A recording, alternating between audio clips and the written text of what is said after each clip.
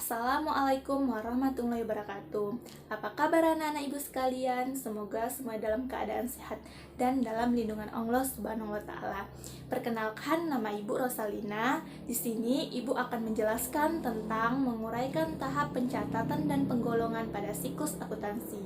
Nah, sebelum Ibu menjelaskan, Ibu akan menampilkan sebuah video animasi. Ibu harap anak-anak dapat menyimaknya. Dan setelah Ibu menampilkan video tersebut, Ibu akan menjelaskannya. Selamat menyaksikan anak-anak Ibu.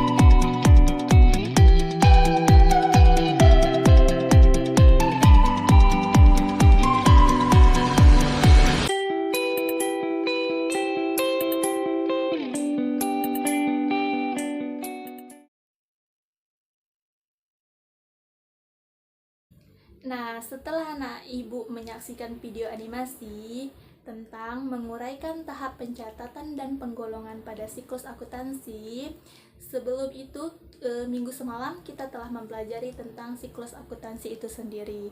Jadi, ibu akan mengupas kembali apa itu siklus akuntansi. Siklus akuntansi merupakan suatu rangkaian berbagai tahap yang dilakukan secara sistematis dengan tujuan memproses berbagai bukti transaksi keuangan untuk menghasilkan sebuah laporan atau informasi akuntansi pada sebuah perusahaan atau organisasi dalam satu periode tertentu. Setelah kita mengetahui apa itu siklus akuntansi, sekarang kita ke fungsinya. Fungsi dari siklus akuntansi itu sendiri ialah menghasilkan laporan keuangan yang dapat dipertanggungjawabkan dan berguna bagi pihak-pihak yang berkepentingan, serta siklus akuntansi ini disusun menggunakan prinsip akuntansi pada umumnya. Sekarang kita ke tahap-tahap dalam siklus akuntansi. Secara garis besar dikelompokkan menjadi 3 tahap. Yang pertama itu ada tahap pencatatan dan penggolongan bukti transaksi keuangan. Yang kedua ada tahap peringkasan laporan keuangan atau disebut dengan ikhtisar. Yang ketiga adalah pembuatan dan perumusan laporan keuangan.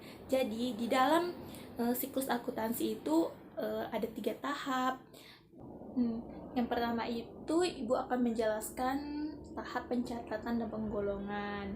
Dimulai dengan mencatat transaksi keuangan yang sudah terjadi melalui bukti transaksi yang ada. Pencatatan harus dilakukan secara terperinci agar proses analisis laporan keuangan menjadi lancar nantinya.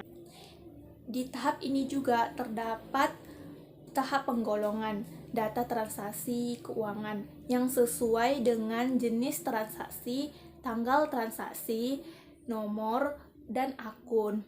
Penggolongan ini diwujudkan dengan adanya proses posting ke dalam buku besar. Setelah itu, tidak semua transaksi dapat dicatat. Transaksi yang dicatat ialah transaksi yang mengakibatkan perubahan posisi keuangan perusahaan, memiliki bukti dan dapat dinilai ke dalam unit moneter secara objektif. Contohnya seperti nota pembelian, kwitansi penjualan, dan lain sebagainya. Setelah melakukan penggolongan, kita harus menentukan pengaruhnya terhadap posisi keuangan untuk memudahkan kita dapat menggunakan persamaan matematis, yaitu aktiva sama dengan kewajiban ditambah ekuitas. Adapun langkah-langkah yang dilakukan dalam tahap penggolongan ini mencakup yang pertama itu ada menyiapkan dan mengumpulkan bukti-bukti transaksi keuangan seperti nota, faktur, memo, dan kwitansi. Yang kedua ada mencatat bukti transaksi ke dalam jurnal umum.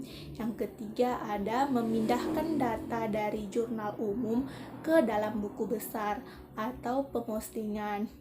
Dalam buku besar, akun-akun digolongkan menurut jenis akun dan nomor akunnya.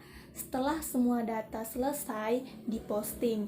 Masing-masing akun pada buku besar dihitung saldonya. Fungsinya diperlukan untuk mengetahui berapa total nilai akun yang dapat mempermudah pembuatan neraca saldo di tahap pengiktisaran. Jadi, pada tahap pertama ini bisa mengandung dua langkah penting. Yang pertama itu membukukan buku transaksi ke dalam jurnal atau disebut pencatatan. Yang kedua ada memindahkan data jurnal ke dalam buku besar atau penggolongan. Kita masuk ke pencatatan transaksi pada jurnal. Jadi sebelum kita memasukinya, kita harus mengetahui apa itu jurnal. Jurnal merupakan suatu catatan kronologis tentang transaksi-transaksi yang terjadi dalam suatu periode siklus akuntansi atau alur akuntansi. Jadi proses pencatatan transaksi ke dalam jurnal disebut perjurnalan. Terdapat dua macam jenis jurnal dalam tahapan siklus akuntansi, yakni jurnal umum dan jurnal khusus. Jurnal umum atau dikenal dengan istilah jurnal saja.